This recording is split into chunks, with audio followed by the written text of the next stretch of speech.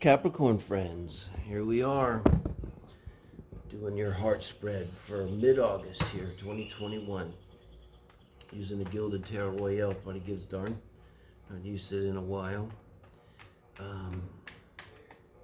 Just finished the Sagittarius read. Oh, that was in there. Five of Swords, leave that out. I was very emotional, man. I had to take a minute. Never had such an emotional read. I'm a Sagittarius. Try to leave myself out of it, but you really can't. That's at work. It got me. It got me. But Capricorn, we won't be so emotional. I was married to a Capricorn for 25 years. So there's something was good. And I'll say this, strongest woman I ever met in my life, strongest person I ever met in my life, I swear to God. And honorable. Say what you want about Saturn. You trust Saturn. Okay. I made my peace with Saturn. But I'm a Cancer moon, so what am I to a Capricorn? Ridiculous. Capricorn's like, are you fucking crying again? Seriously? Could you just stop it? You know? All right, this is who's in your heart, who's on your mind. So it's going to pick up on. Look at you and your person. It's comparing one energy to another. State card that gets it. Gets it. Here we go, guys. This is you, Capricorn. Fantastic star energy. In and around relationships where your mind and heart is at. Now coming in with the star in this position, let me see what your person is. The Eight of Swords. Let's go back to you. Okay, there's similar energies here. I mean, the colors and everything, look, couldn't be any different. What does the star do to the Eight of Swords? It obliterates the Eight of Swords. It just makes it, dissolves it. But this is your energy. And Aquarius energy, you know, got a lot going on there now. Most significantly got Jupiter. Coming back. I think it's at 29 or 28 still, but I think bringing all kind of goodness. And this is hope, dreams, wishes. This is manifestation too, to me. I always think of that too. With people who watch my readings, I know there's a lot of people manifesting out there. And it bodes very well in this position because this is your energy. Now, if you're manifesting and you're in the star energy, it'd be hard to go wrong. No, I'm thinking. Now, your person, Eight of Swords, they're coming into the relationship. And that's the energy of, I just don't know what to do. It can be isolated. It's kind of the energy, too. If there's advice for the Eight of Swords, it's always reach out, reach out, reach out. Because the Eight of Swords, you could simply just say to your friend, I'm depressed, and they'll say, well, of course you're depressed. Your mother died last year, and your dog died a couple months ago, and will anyone be depressed? And da-da-da-da, and all of a sudden you feel better. But if you don't, you just kind of linger. And this is probably with the Eight of Swords, it's that energy, it lingers. You know, you're working on it, though, in that regard, like the Eight of Swords. It's like you're in your head and you're working on it, but you are working on it. For a Mercury-dominant person, might just be the way they have to do it, unfortunately. But wow. Okay, now this is your energy once you're in the relationship. Now you're responding to your person. Seven of Wands, it's righteous indignation, righteous defense of the castle. In this position, it's always about boundaries, taking actions. It's pretty strong and it's not good.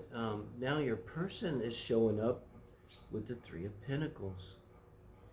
This is one of the best cards in the deck. Absolutely love this card. It's all kind of positive. It's hard to not see it as positive.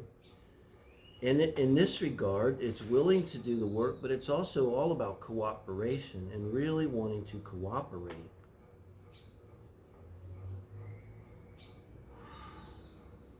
Capricorn. I feel like, you know, I compare you and your person here, star and the Eight of Swords, and then we're comparing you, the Seven of Wands, to the Three of Pentacles. and I'm not saying this is bad. You may dominate them, maybe in bed, but you may spank them a little in terms of being very directive with them. And they are responding very well to this, whoever they are. So, relationships are how we grow. And the codependence to me is a given. Trying to achieve this state of non-codependence is just preposterous. And a waste of energy is not going to happen. We're social animals.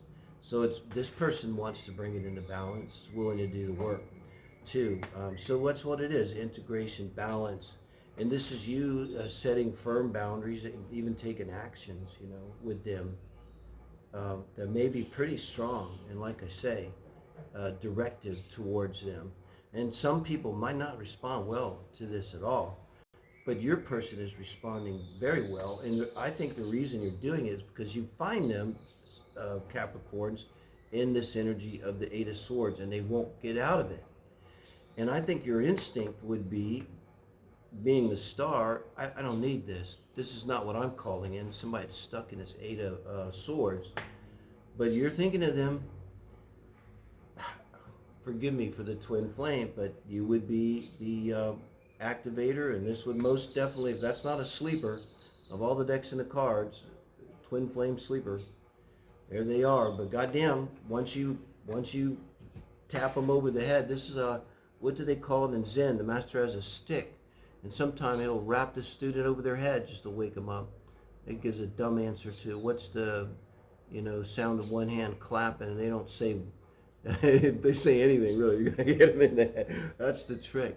But it's like, it's working. It's something really working there for you guys. And something that you see needs to be done, and you're willing to step up to the plate and do it here. Capricorn will do this. I mean, what is Capricorn? Saturn, work, structure, building. You're willing to work on a relationship. Anybody is. Now, advice from Spirit for you, Capricorn. What is this? Go for it. And, okay, if you've got the star, and that's your manifestor card, and you're trying to manifest, and in regards to this relationship, and then Spirit comes along and says, in regard to this relationship, Capricorn, here is my advice to you. You did it. This is your person. You're going to start a new cycle. You're going to begin a new relationship, which is like beginning a new life. It really is. Yeah, you might be the same. You might not. Everybody has an impact. It's the whole point. But the universe is all kind of saying, go for it. It's also coming underneath of this Seven of Wands. So it's like, I believe what the universe is saying is you're okay, you can lighten up. There's an aspect of this that's good, and you are bringing them what's needed to get them in alignment and get them out of this Eight of Swords. And there's an aspect of this that's controlling, and it's controlling because of your own residual fears and concerns, and needs to control the situation, which is a Saturn thing. Too, and Capricorn thing. And this is very much saying let go of controlling the situation. It looks to me, with this, I get the feeling your person's on board. They're in hand. Don't beat a dead horse. Don't overplay your hand. That kind of energy. And I think it just is reassurance, too, that you can get off of them. And the universe is telling you it's okay to be the fool. It's okay to let go and just do a trust fall into this relationship and have faith that you will be caught. The Six of Wands, this is their advice. Man, if you're cross-watching, this is all kind of affirmations for you. This is telling you to you're really moving fully out of the Eight of Swords here with the Six of Wands. And it's a really nice response to the Seven of Wands. Feeling really good, getting accolades. This could be putting the relationship up on Facebook and saying, I'm in love, or I'm in a new relationship, and people congratulating, your friends and family congratulating you. Look at it now. The Fool and the Six of Wands are being compared. It's beautiful energy. I told you could make a trust fall, Capricorn, into the arms of this person, and it's going to be like a very positive.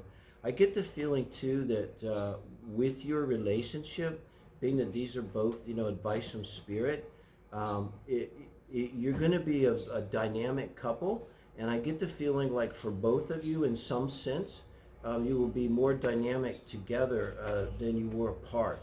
Like you would literally like get out more. People will see you more, whereas before, you went somewhere and maybe hardly no one noticed you. As a couple, I think you will be noticed. Eight of Wands. This is advice for spirit for the relationship as a whole, Capricorns. And that is one of the best cards in the deck, the Eight of Wands. And that is, now we're going from the Seven of Wands to the Eight of Wands. And that is now not defending the castle and just going for it. This is like, I'm not defending the castle because I'm going for it right now. And also it's right next to the Fool. And also it's facing your person, Capricorn. A lot of this is you. Like this energy, this is so important. This energy that you were putting into directing them, you're going to now put it into just loving them and just having a relationship with them and being really open and free and non-directed and non-controlling. And it's not even a thing. It's just you're because they are showing you that they're trustworthy. They're showing you this in response to you. You now can let go of having to control the situation because you're feeling open and free, and you can flow right into this relationship. And this relationship is going to flow in, holy shit, is there all kinds of passion. I think especially for you, Capricorn, to your person. Cross-watcher, they want you bad. You light them up. You definitely blow their skirt up. There is no question about it. Now, Spirit, in the name of light and love, such serves the greatest good, can you give us an outcome for this so far very beautiful reading here for our Capricorn friends? No, we're not going to take that. I usually don't take the pop-outs, but sometimes I do. Hangman. So, there's only one reason for this showing up here, and the relationship is going to take a minute. This could indicate the Hangman coming over the Eight of Wands. There's some distance involved here and some logistics that are going to have to be solved. Some flights back and forth, someone changing jobs, someone changing states, countries, cities, having to move. And it's the relationship as a whole now. This is the outcome.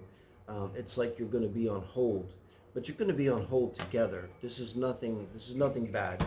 You're going to be on hold together here. Chariot. Chariot is clarifying the Hangman. I told you, you're going to be on hold together. There's nothing bad here. And you have the Chariot's coming now is kind of like the Six of Swords. It's that kind of victory, but it's a major victory. This is getting accolades from the people for winning a battle. This is getting accolades from your soul team and from Spirit for winning the war, the spiritual war. Serious alignment.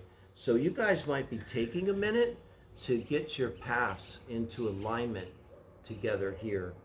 But what's happening with the Chariot being the ultimate outcome, congratulations, Capricorn, you manifested your ass off. That's what you did. You manifested your ass off. You saw something that other people would have saw and took a pass, and you picked them up and you helped them come together, and now you guys are going to build this amazing relationship. I'm trying to see if I have a sense of who's moving to whom. I got a feeling that you would be moving towards them, but maybe not. It depends on where the resources are and so many things. But it's going to take a minute, but let me know when you guys come together. I always say, invite me to the wedding. I see a wedding down the road, and I would love to be invited to a wedding that I called in a reading. I probably wouldn't come. I want to be invited. Thank you, guys.